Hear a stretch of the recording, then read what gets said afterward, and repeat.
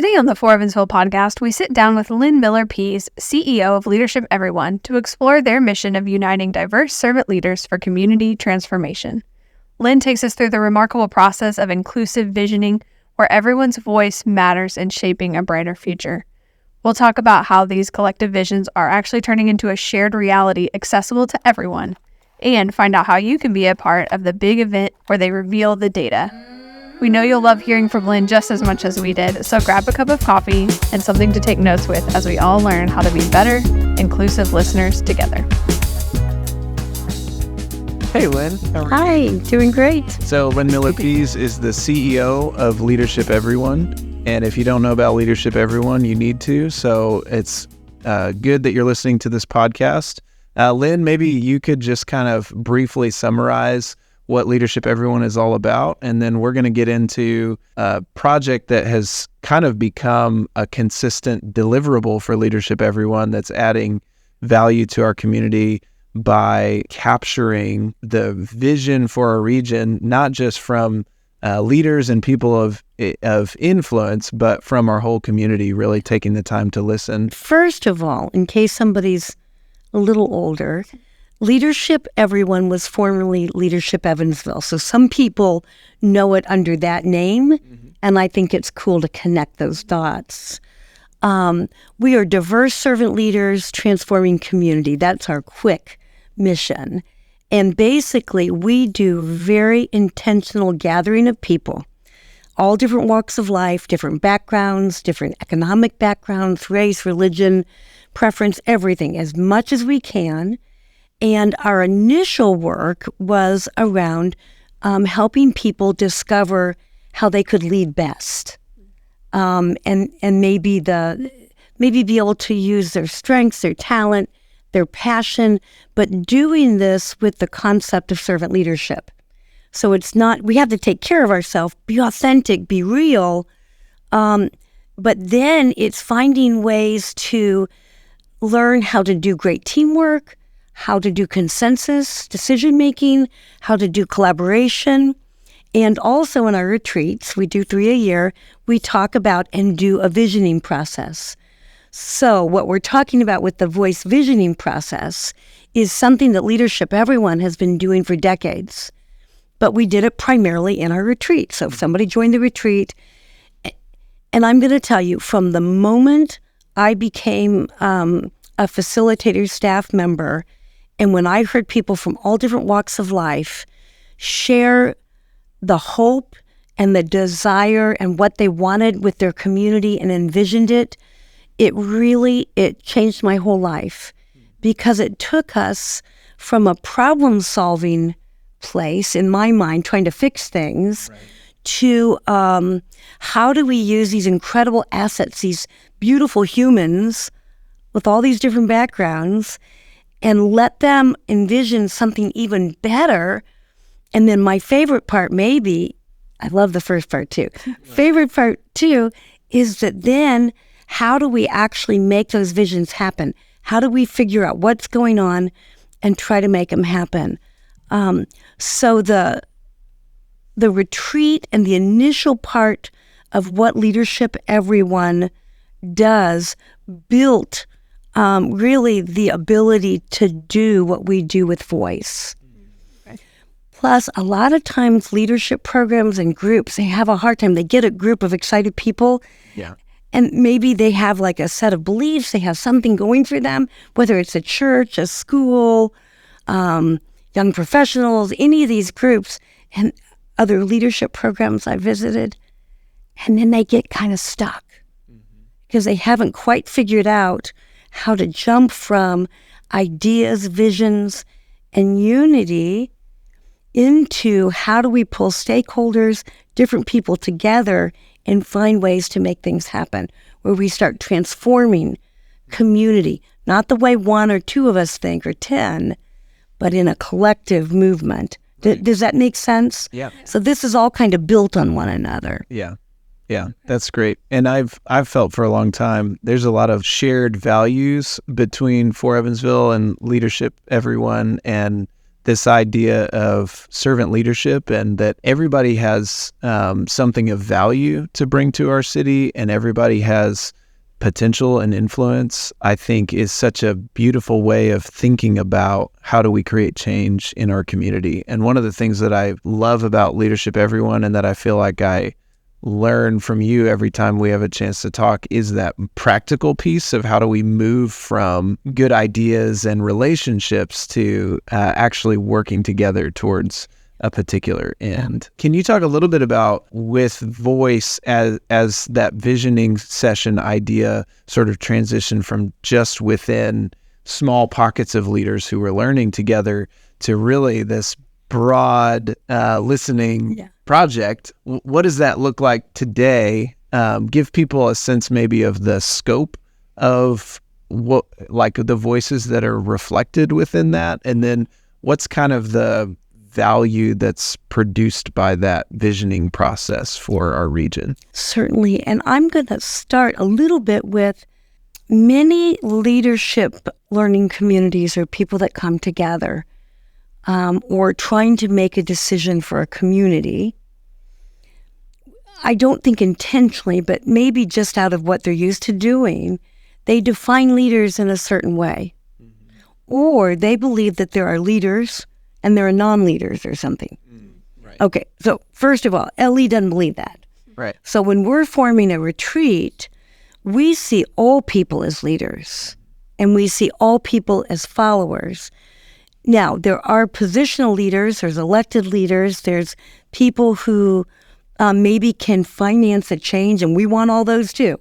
I mean, I'm not one of those grassroots kind of places that say people should charge and no. Right. We need all of it, right? We need all the people. And in an ideal situation, and I think over time, we've been able to create that, all the different ways in which people are interacting in leadership and community are beginning to be recognized. Mm-hmm. So in our work, a frontline person at a corporation and the head of a corporation, their visions in those retreats were weighted the same. Right. So keep that in mind. So as soon as I started it at LE, I thought, why are we not doing this visioning through the community? I mean, it killed me. I'm thinking, we can't just do this with 30 people at a time, 90 a year. Right. You know, I'm doing the math. This is going to take a long time, right? Yeah. So it did start that mindset change back in the 90s before maybe it was popular to be servant leader, right? Yeah. You should have heard some of the pushback then. But anyway, we're not going into that. But there was some, you know. Yeah. The other thing is collaboration, big vision movements can't always be started when you want them. All right, so I could see, and several people on my board, they could see it would really be of great benefit to our city, to our region, to people, but it had to be the right time. And I don't know how to explain that to anybody, but if you've done any kind of collaborative work, you can even have several of the people in place. Right.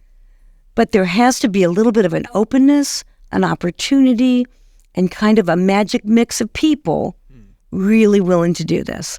So several different times, we thought maybe we had it. We thought it had legs, and it really only had one leg spinning fast, and we were going in a circle. It just wasn't going to happen. Wasn't going to happen. And we even had some people involved that I thought maybe it could.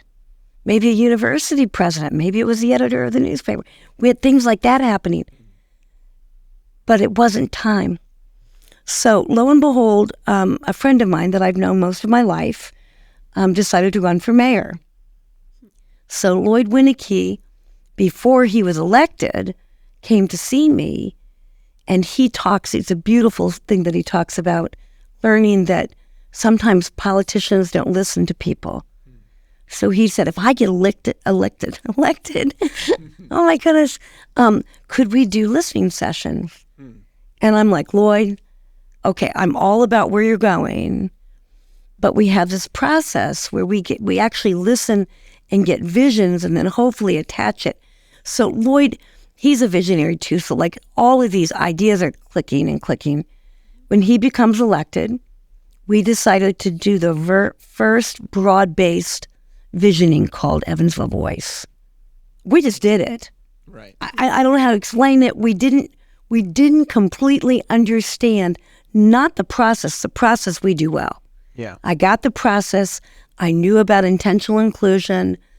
I knew it would build relationships. I knew it would help people get a shared vision. I felt certain we could make it happen. But there was a piece I really didn't understand fully. And that was called data. So once we started to do this with, I think it was 3,000 people, we got involved in this, we got some demographics, but we weren't very scientific in it. And we were okay, but we didn't quite know. All of a sudden, we're doing this thing, then people that were doing a master plan wanted our information. Right. The millennial plan, I mean, it just kept going like this. The parks plan, the bus and transportation plan. And we're putting together the best we could give them, and it was still really good. I mean, it wasn't bad information. Right. And we did at least track race, age, some of the things. But I don't know in the first time we had income level. We didn't have census kind of information. Sure. To understand who you yes. were from and or whose perspectives were reflected. And to be able to connect it with a string, like this particular group in Goosetown neighborhood or these streets, this income level, this race, were they veterans, were they handicapped, all that stuff. Right. So we did this, and it was hugely successful. We got a couple of national awards because we were absolutely getting in there, and it was facilitated in a way that everybody shared. Everybody had a turn. Everybody's voice was equal, right? Everybody was included in making it happen if they wanted to be. People that didn't make it happen were included too. And we shared and shared and shared. So it was hugely successful, hugely successful. What we found out is when 3,000 people come together with a fair, open, facilitated process with great diversity, more people listened than this city. The state was interested. HUD was interested. You see what I mean? We were on to something. Right. How exciting is that? So that was beautiful. Then when we got to do regional voice, we got more sophisticated in our demographics. Right. And we found a way, and I will tell you, I'm a facilitator. I do a lot of things. I'm visionary. The data details, thank you, Elizabeth, and that team that figured it out, because I could not have even thought how to do it. I kind of knew how I wanted it to end, but I didn't know how to do the middle. Right. All right, so, and luckily in both of these instances, we had a number of different organizations, foundations, companies helping us financially do it. And that's so important, because if it's just one, it may look like that organization's calling the shots. Right. Even when that's not true. So having everybody involved with that part was good too. Right. Right? So when we started Regional Voice, we thought we want to find a way to connect Henderson, Kentucky, to Gibson, to Warwick, to Posey, to Vanderburgh. How do we really connect and find out what people want? And part of what happens in these voice sessions, it's more than the vision, the data. People who don't know each other end up listening to each other and end up drawing a vision together, and they've never met before. Right. So can I ask specifically? Yes. Because I'm coming in a little bit blind, so I'm playing the, ask all the questions, the specifics. I love it. But what exactly are you listening to? What kind of questions are you asking, and what kind of data and perspective are you collecting? Very good, and thank you. I'm so close to it, I sometimes forget to describe the details. So they come in, they sign in, and they get a sheet that on one side is asking a bunch of nosy questions. I think they're nosy. I mean, where do you live? What do you make? What's your background? All those kinds of census type questions, right? And On the other side, there's going to be some of the questions we ask that they're going to fill out. Okay. Next, visioning is incomplete without some concept of history. So we have a very detailed history of our region that's on a timeline. Now, the mistake that most communities do, I understand it, they really only like to put the good stuff. Sure. I mean, I get it, but that doesn't work, especially with marginalized people. So they're looking at this timeline that has talked about some of the really unfair things that have happened, let's say, to Black people, or what wasn't fair with women. It's also talking about the great things that happened, and it's talking about, and it's also bilingual, so we have it in Spanish and English. So the person that enters, they're going to take a piece of paper, like a little Post-it, and they're going to say their first name, and then they're going to say something that was significant in their life. It might be good or bad, and they put that on the timeline. What that does is it joins the individual with the history and the timeline of the community. Okay? The next thing we ask everybody to sit in a big circle. Every single question is facilitated, scribed, and recorded. It is understood that every person speaks before anybody speaks again. This is crucial because people who have a lot of poppy ideas, they'll go boom, boom, boom, boom, boom. The reflective person doesn't say a word. We're not winning then. You see what I'm saying? Yeah. So we go around. We ask each person to say who they are. If there's an organization they want to be associated with, maybe it's the neighborhood president, maybe it's a school if it's a kid, whatever, business, volunteer work. They say their name, the organization, if they want to, and then they say one or two words about something they're positive or passionate about. There's a lot of reasons for that. First of all, understanding what people feel good about and what they feel passionate about is huge in figuring out how we're going to make stuff happen. Right. But the other thing for a facilitator is it gets our mindset going positive. We don't want a complaint session. Right. If it were productive, we'd do it, but it's not. Right. So they do that. The next, we don't want people to envision the future without having a concept of servant leadership. Because envisioning a future with servant leadership might be different than if I'm only thinking about myself, my own neighborhood, my own family. Then we think, if you think about our region in the future and you want a preferred future, we want it better, are there things that you would leave behind, no longer do, or have? Are there things that you like now, you want to carry it into the preferred future? If we don't allow our community to inventory some of the stuff that happened in the past, I mean, this is about forgiveness in the end, right? Right. If we need to leave racism behind, we need to say it was there and we're leaving it behind. Pretending it didn't exist doesn't help us get to forgiveness. Right. Does that make sense? Yeah. So it's a very, and again, it's one person saying one word, going around. We can go twice, you see, and they're recording those words, and then we're looking at that stuff saying, man, this stuff we don't want anymore. Yeah. So we go through, leave behind, carry forward. And what we're doing with all these questions, the timeline, is we're getting ready to do the preferred future work, the vision work. Okay? So in all the tables, there's big white pieces of paper, a bunch of markers, and then we ask them to sit quietly, and I tell a story. I tell a story of each one of them being the tour guide. And it's, let's say it's 15 years away, and they're describing, and I have a little script. What do the schools look like? What do the businesses look like? You know, so on and so forth, just kind of letting people think. And then I say, if there's something I've missed, where do you see you doing something powerful, something wonderful? Put yourself in the vision. They have to draw it in silence. Visions are not meant to be debated. We don't have to agree. We just need to communicate them. So people start drawing their visions, sometimes these people that have never met, end up drawing a combined shared vision without talking.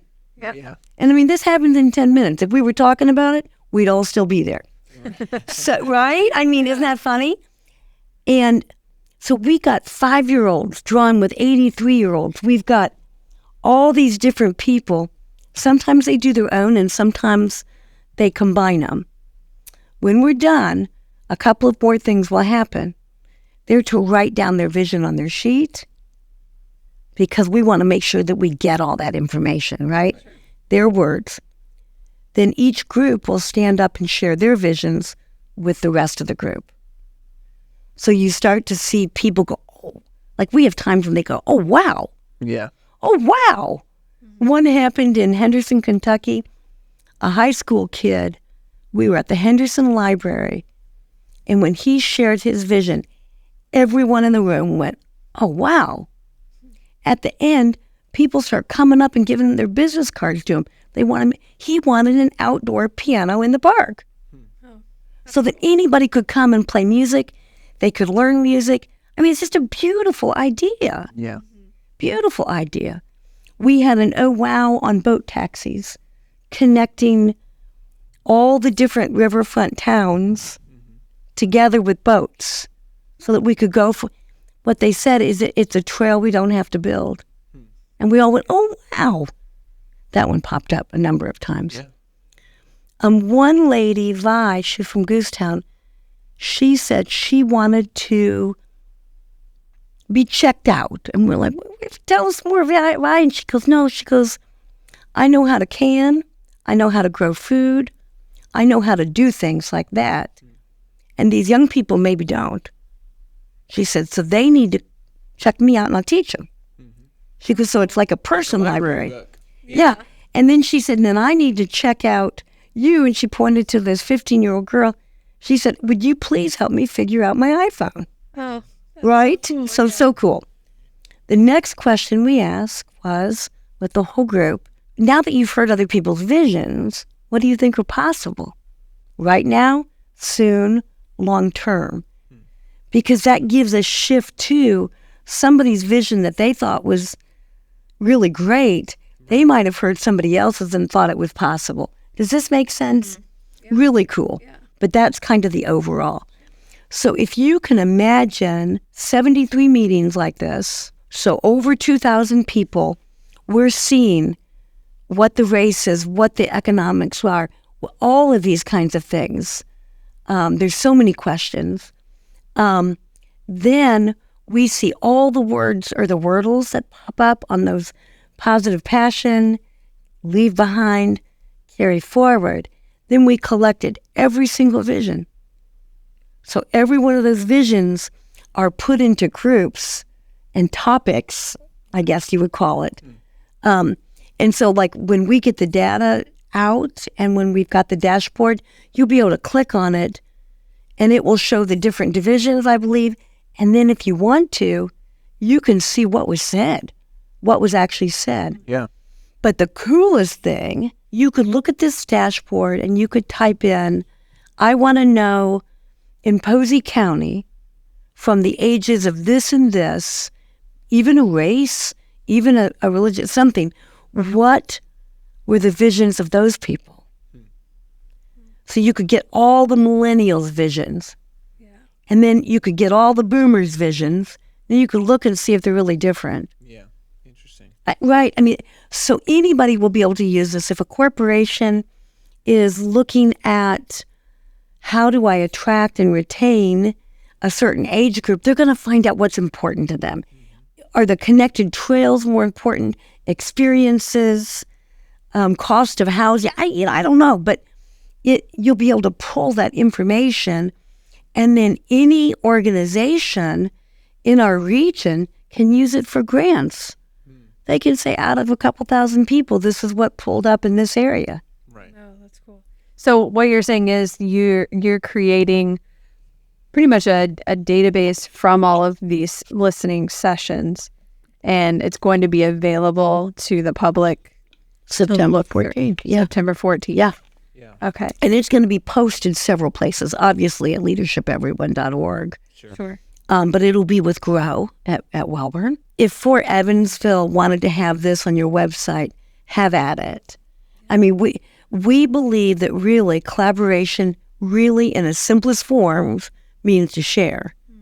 And if we're not sharing, quite frankly, I don't think we're collaborating. Yeah. We might be coordinating, we may be doing other things, but true collaboration, it shares resources, information, credit.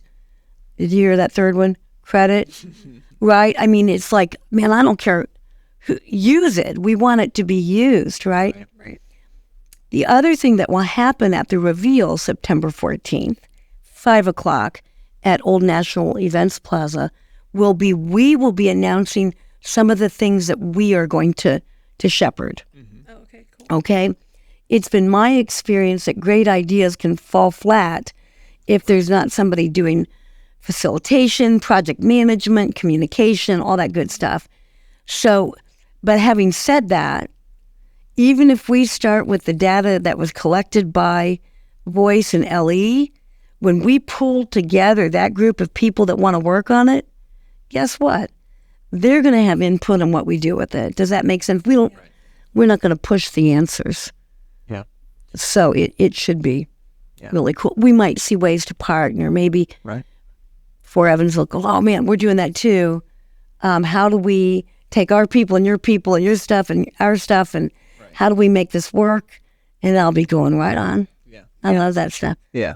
Well, I love that you guys are making that available in a way that's sort of like you've done all of this listening and you're inviting anybody in our community to lean in and listen as well. Any one person or organization probably wouldn't have it. They wouldn't be able to do listening at the scale that you've done. So you're inviting them in and saying, hey, you can listen. You can participate in this listening with us. We've kind of packaged it and made it available. I think you would say, though, that you wouldn't want people to view that as like, oh, well, now I don't need to go listen for myself, because there's an aspect of listening that builds trust and builds relationships. And the people who participated in this process had that opportunity to build relationships and trust. And so I wonder, for those listening and for those who are going to come to the Voice reveal and be able to access this data and look at it, what advice would you have for them maybe to accompany that with some hands-on listening as well? Any advice for how to get outside the bubble of voices that you're used to hearing, and intentional steps that they can take to just have a listening posture in a way that's going to build trust and relationships? Beautiful question. In addition, we plan on doing at least 12 voice sessions a year. So anybody who's interested in this, they can come join us and help us. Yeah. The other thing they could do is say, hey, there's this area, I think we need a voice session here, or could you help us with what it takes to have an inclusive process? Sure. I knew we were inclusive, but according to consultants that really went over our process and our data, they've never seen any organization go to the length that we went to. Yeah. Can you talk a little bit about what that looked like on a practical level? Because I've heard you describe some of that before, of like, we were intentional about who we went to first and where. Oh, yes, thank you. All of that kind of stuff. Could you just unpack a little bit of that, just to give us an idea of what makes voice different from a typical listening process? It's one thing to value inclusivity and to have the intention of doing that, but the execution of it is really important too. Yeah. When we first started doing the voice sessions with the city, we had to live our way into trust. Mm-hmm. Just having a good process alone won't do it. Yeah. Meaning, people had to see us intentionally invite, include, absolutely show the findings every single time. Mm-hmm. And if something wasn't right in their point of view, we changed it. There's a way to do it, but part of it is living it. Right. I would also say, I believe this, in order to do servant leadership, I have to be it. Mm-hmm. Not just model it, be it. Like it's within me, what I do and how I live and what my practices are. So if his inclusion is part of what you're looking for, you need to live it all the way through your organization. So if it's a nonprofit, they need to have diverse people not only on their board, but in leadership of their board. Right. It's hard to go inclusive if you give the appearance, because of your lack of diversity or equity in your actual system. Does that make sense? Yeah. So when I took over LE, one of the things that I worked so closely with another person I worked there, went through every single thing LE does or is involved in. And if it's not showing what we teach, we have to change it, we have to fix it, we have to live it. Right. So that's something to keep in mind. Yeah. So you have to be so determined. And it means going out and meeting people in different places than you're used to being, forming those relationships so they'll believe you enough to come. Right. And then you got to behave right. Yeah. So does this make sense? And then it starts really working. Right. When we started Regional Voice, I had been out in the counties enough. Well, first of all, I would not go and do this work as Leadership Evansville. Because I'm thinking Posey County just won me out of the county. They're Posey County, they're not Evansville. Right. Yeah.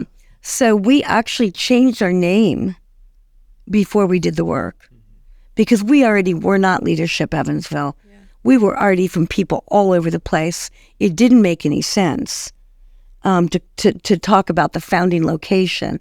So we changed it to Leadership Everyone. It was the right time to change the name. Yeah. What are some of the things that surprised you as you were going through this process? Or maybe what are the ways that going through these listening processes and exercises have impacted you personally? Because you've talked about how people are making connections and having kind of these, oh, wow, kind of moments. I'm curious, like, what were some of those moments for you or memories from this process that stand out, that are impactful, that are going to stick with you? There's oodles. When we did the first round of voice, there was a guy, he was crotchety. I mean, like, I don't know how old he was. And he was there only because they needed something. I don't know if it was a stop sign, a light. There was something in his neighborhood, and everything else he would get.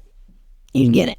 So, I mean, he was a little bit, having a little trouble with the positivity in the meeting, but he stuck it out. The other person that was there was the Vidal's youngest son. And at that time, Martin was maybe 5 or 6 years old, Venezuelan descent. When we got to the visioning, Martin was sitting with the old grumpy guy. So all of a sudden, they're getting ready to share their visions. And Martin reaches up and takes the hand of this older man. And you see this guy, he just melts. He goes from grumpy guy to grandpa. Oh. Like, it was just beautiful. But he never met a Venezuelan in his life. So he said, hey, there's something I really need. Approached it completely different. There's something I think would really help my neighborhood. And he goes, but the person you need to hear is Martin. And they started going back and forth about Martin's ideas of this playground. I mean, it was miraculous to watch the change in this one gentleman.